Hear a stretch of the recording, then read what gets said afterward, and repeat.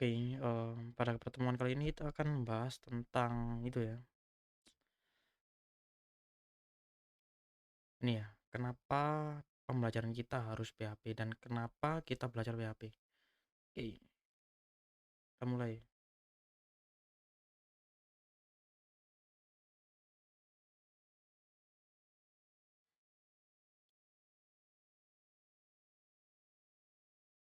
Oke, kenapa harus PHP? Oke, sebelum kita bahas kenapa kita harus pakai PHP, kita harus tahu kenapa nggak pakai opsi-opsi ini aja. Kenapa tidak JavaScript, ya, Python dan lebih banyak lagi ya. Oke, di sini kita akan bahas ya. Oke, kalian siap? Di pertanyaan pertama, ada beberapa alasan mengapa PHP bisa menjadi pilihan yang lebih baik. Oke, saya pindah ya. Oke, ada beberapa alasan mengapa PHP bisa menjadi pilihan yang lebih baik daripada JavaScript dan Python. Itu untuk beberapa situasi ya, meskipun setiap bahasa itu punya kelebihan masing-masing dan kekurangan masing-masing ya. Berikut ini adalah beberapa pertimbangannya. Yang pertama adalah kemudahan dari sisi pengguna. Nah, PHP itu umumnya dianggap lebih mudah dipelajari dibandingkan JavaScript dan Python, terutama bagi pemula. Sintaksnya lebih sederhana dan lebih mirip dengan bahasa Inggris sehingga lebih mudah dipahami. PHP memiliki banyak framework dan library yang mudah digunakan untuk berbagai keperluan seperti pengembangan web, e-commerce, dan CMS. Kita masuk di performa ya. Nah, PHP itu terkenal dengan performa yang cepat dan efisien, terutama dalam menangani permintaan web. Hal ini menjadikannya pilihan yang ideal untuk situs web dan untuk situasi kita punya situs web dengan traffic tinggi. Nah, PHP dapat dioptimalkan lebih lanjut dengan menggunakan caching ya, dan teknik lainnya. Kompatibilitas. Nah, PHP itu kompatibel dengan berbagai server web dan platform hosting termasuk share hosting, VPS, dan dedicated server. Nah, PHP itu terintegrasi dengan baik dengan beberapa database populer seperti MySQL, Postgre, MariaDB, dan ada banyak komunitas ya. Kita masuk di bagian komunitas. Nah, PHP itu memiliki komunitas komunitas yang besar, yang berarti banyak sumber daya online tersedia untuk membantu kita untuk belajar dan memecahkan masalah. Banyak framework dan library yang dibuat dan dipelihara oleh komunitas developer sehingga kita dapat menemukan banyak solusi siap pakai untuk berbagai keperluan. Kita masuk di kekurangannya. Kekurangannya adalah PHP tidak sekuat JavaScript dan Python dalam berbagai aspek seperti di front end dan machine learning. Untuk keamanan bisa menjadi masalah jika tidak dikonfigurasi dengan benar. Oke, kita lanjut ya di pertanyaan kedua.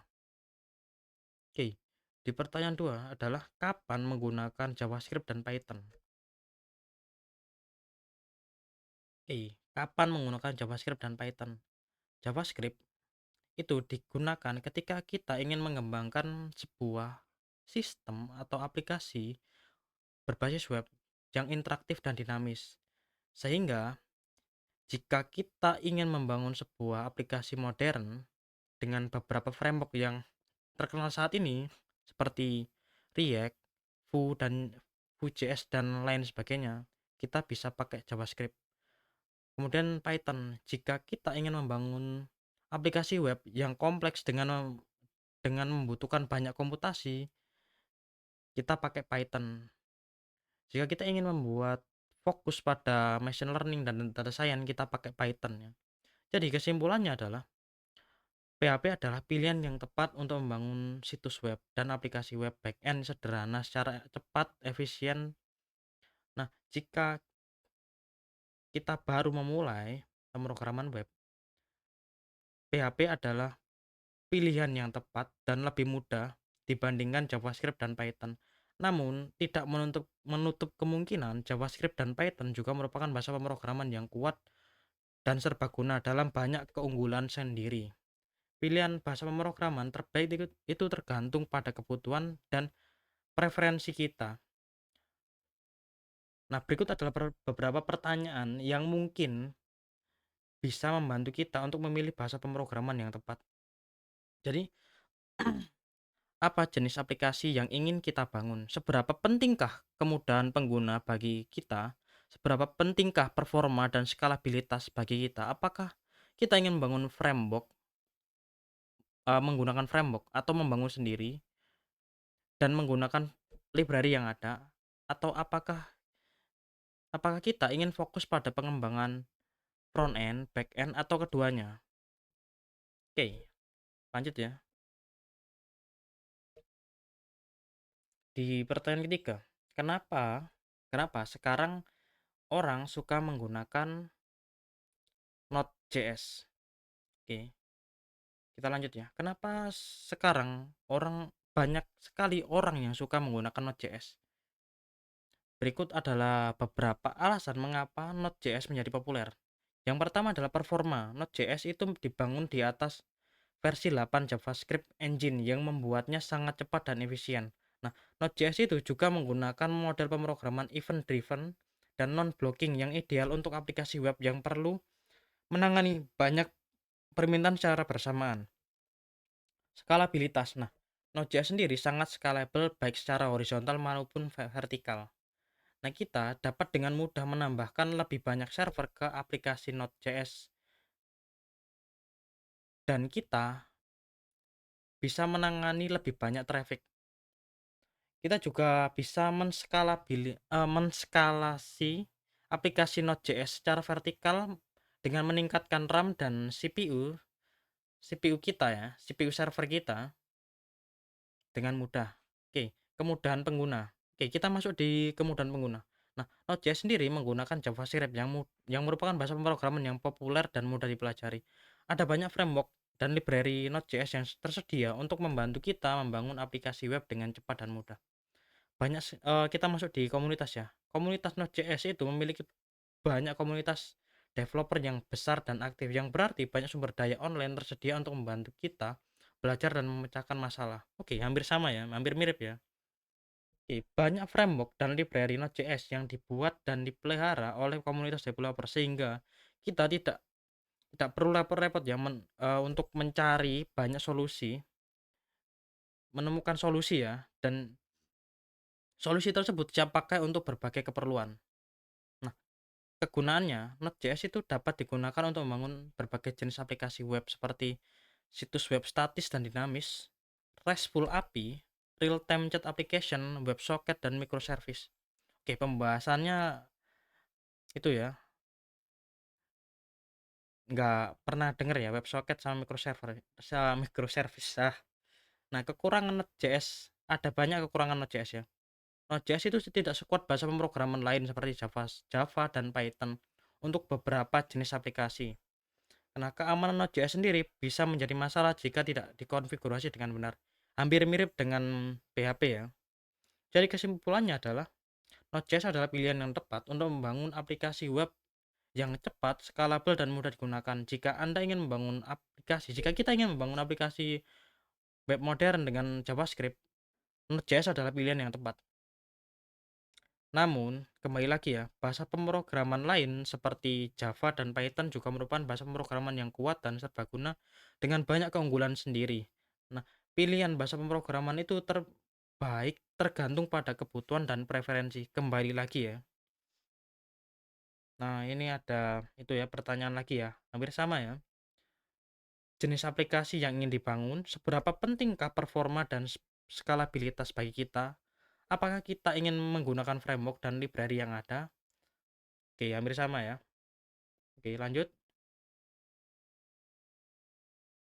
Pertanyaan keempat. Kapan kapan saya harus memakai Python dan kelebihannya? Oke, kapan saya harus memakai Python dan kelebihannya? Kapan kita harus memakai Python? Nah, Python adalah bahasa pemrograman yang serbaguna yang dapat digunakan untuk berbagai macam tugas, termasuk pengembangan web, analisis data, dan pemrograman script. Nah, pengembangan web menggunakan Python itu dapat dilakukan untuk membangun situs web dan aplikasi web backend dengan framework seperti Django dan Flash. Untuk analisis data, Python memiliki banyak library yang powerful untuk analisis data dan machine learning seperti NumPy, Pandas, dan Scikit-learn. Nah, ini untuk anak-anak yang suka analisis data ya. Oke, lanjut di pemrograman script. Nah, Python dapat digunakan untuk mengotomasi tugas-tugas yang berulang seperti mengolah data, web scraping, dan testing software. Kita masuk di pengembangan game ya. Python juga dapat digunakan untuk mengembangkan game sederhana dan kompleks dengan library seperti Pygame dan Godot. Oke, Pygame dan Godot ya. Godot adalah sebuah aplikasi ya. Dia open source. Kalian bisa coba Kak cari lah.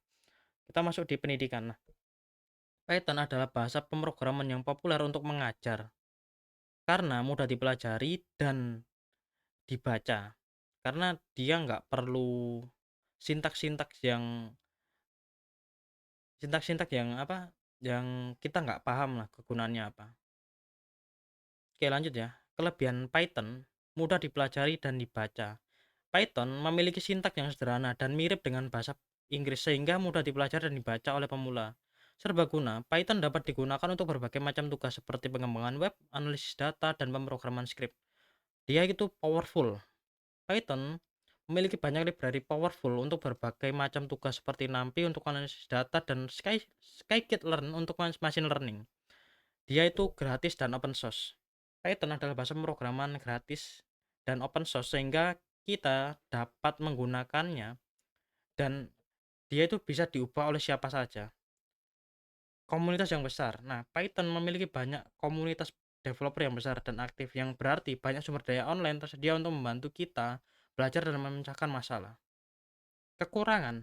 Nah, kita masuk di kekurangan Python ya. Dia itu kelemahan Python itu di kecepatan. Nah, Python tidak secepat bahasa pemrograman lain seperti C++ dan Java.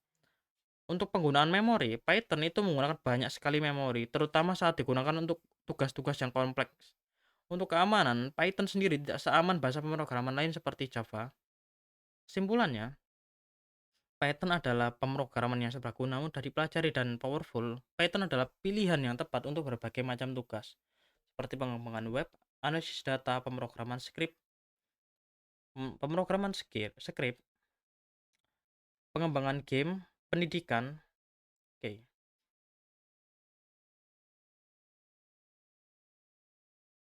Oke. Namun, dia tidak secepat bahasa pemrograman lain seperti C++, Java, dan banyak menggunakan memori. Python juga tidak seaman bahasa pemrograman lain seperti Java. Oke, kita lanjut lagi ya. Di pertanyaan nomor 5. Kenapa tidak bahasa Lua? Oke, bahasa Lua sendiri itu bahasa yang itu ya, Lua. Oke, Lua adalah bahasa yang ringkas dan dirancang sebagai bahasa pemrograman dinamis berbasis skrip dengan semantik yang dapat dikembangkan atau ditambah. Oke, ini untuk penjelasan Lua ya. Kita lanjut ya. Nah, kenapa tidak Lua? Nah, Lua adalah bahasa pemrograman yang ringan dan efisien dengan banyak kelebihan sendiri. Nah, kita akan lihat ya beberapa alasan mengapa Lua mungkin bukan pilihan terbaik untuk beberapa situasi. Popularitas. Nah, Lua itu tidak sepopuler bahasa pemrograman lain seperti Python dan JavaScript. Nah, sehingga komunitas developernya itu sangat kecil, lebih kecil ya, dan sumber daya online yang tersedia lebih sedikit. Nah, hal ini dapat mengakibatkan kita lebih sulit untuk menemukan solusi dan membantu kita saat ada masalah ya. Untuk fitur, Lua tidak memiliki banyak fitur bawaan dibandingkan bahasa pemrograman lain seperti Python dan JavaScript. Hal ini berarti kita perlu menggunakan library pihak ketiga untuk melakukan banyak tugas umum seperti pemrograman web dan analisis data. Nah, keamanan. Lua sendiri tidak bisa menjadi Lua itu dari segi keamanan, Lua bisa menjadi masalah jika tidak dikonfigurasi dengan benar. Nah, Lua tidak memiliki fitur keamanan bawaan seperti sandbox yang dapat membuat aplikasi dan yang dapat membuat aplikasi luar rentan terhadap serangan. Nah, kesimpulannya adalah masih sama ya. Lua adalah bahasa pemrograman ringan dan efisien yang banyak kelebihannya sendiri, namun dia bukan pilihan terbaik untuk semua situasi. Berikut beberapa alternatif ya yang bisa kita pertimbangkan. Python ya, Python, JavaScript. Oke, dan pertanyaannya masih sama ya. Oke, lanjut.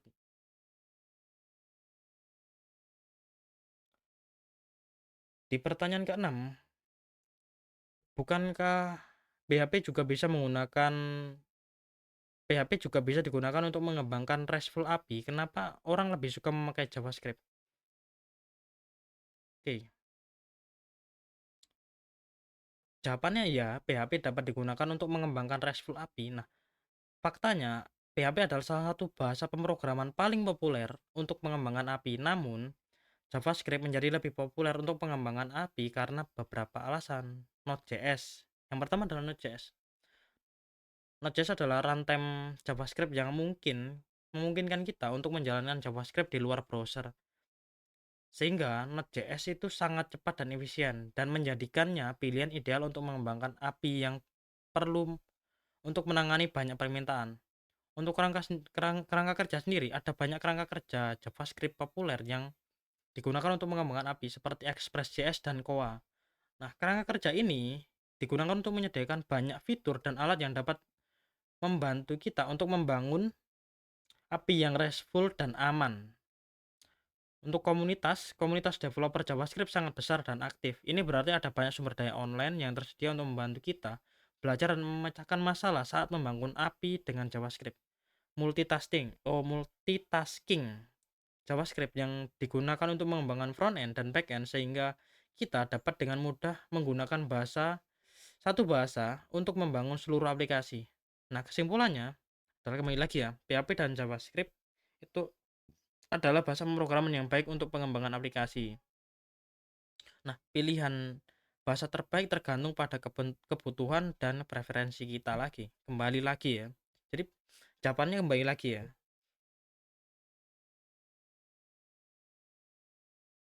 Nah, berikut adalah beberapa faktor yang perlu dipertimbangkan.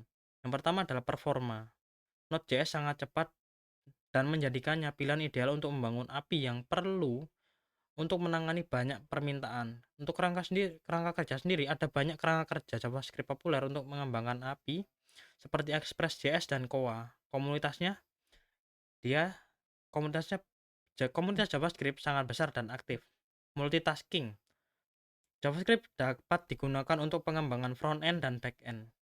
Oke, permasalahan ini masuk di pertanyaan selanjutnya ya.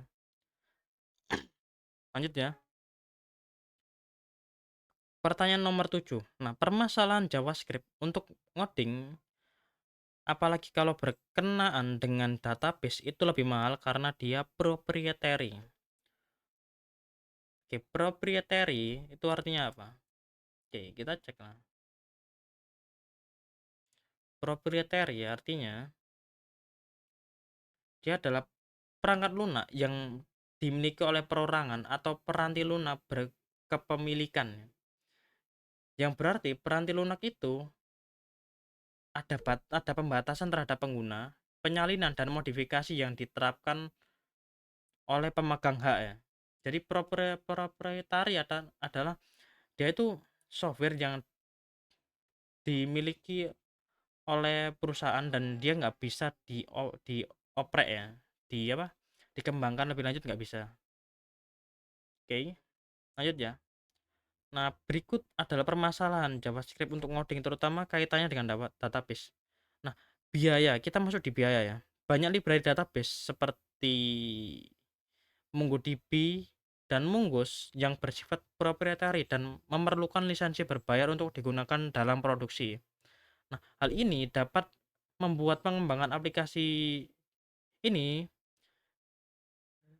lebih mahal ya dalam memakai database dibandingkan dengan bahasa pemrograman lain yang memiliki library open source seperti PHP dan Python. kompleksitas. Nah, JavaScript adalah bahasa pemrograman yang dinamis, yang berarti bahwa tipe dan variabel tidak dideklarasikan secara eksplisit. Hal ini dapat membuat pengembang aplikasi dengan database lebih kompleks dan rentan terhadap kesalahan dibandingkan dengan bahasa pemrograman statis seperti Java dan C#. Kompatibilitas. Tidak semua library database JavaScript kompatibel dengan semua platform dan server. Hal ini dapat mengakibatkan kita kesulitan untuk menemukan library database yang tepat untuk aplikasi kita dan dapat membatasi pilihan hosting yang kita pakai. Untuk dukungan sendiri, dukungan untuk library database ya, tidak selalu tersedia dari vendor database. Nah, hal ini berarti kita mungkin perlu mencari bantuan dari komunitas untuk menyelesaikan masalah yang kita hadapi. Nah, alternatif alternatif ini untuk pengembangan database kita bisa pakai PHP. PHP itu memiliki library open source ya, seperti MySQL dan PDO. Python dia itu memiliki banyak library database seperti SQL Alchemy dan Piwi. Kita juga punya Java ya. Java memiliki banyak library ya, seperti JDBC dan Hibernate. Jadi kesimpulannya adalah JavaScript adalah pemrograman serbaguna dan powerful, tetapi memiliki beberapa kekurangan saat digunakan untuk pengembangan database. Nah, kita bisa ngikutin ini ya, beberapa tips untuk mengatasi permasalahan ini. Kita bisa menggunakan library yang open source jika memungkinkan. Nah, pilihan library database yang kompatibel dan platform server yang kita gunakan, dan pastikan kita memiliki akses ke dukungan untuk library yang kita gunakan. Pertimbangkan untuk menggunakan bahasa pemrograman lain jika kita membutuhkan solusi yang lebih hemat biaya, sederhana, dan kompatibel. Nah, kembali lagi ya, pilihan bahasa pemrograman itu yang terbaik untuk pengembangan itu tergantung pada kebutuhan dan preferensi kita. Oke, pertanyaan ketujuh selesai ya. Jadi jawabannya adalah ya tergantung kondisi kita ya. Kita harus tahu kapan harus pakai ini dan kapan harus pakai itu. Oke, terima kasih telah melihatnya ya. Oke, terima kasih.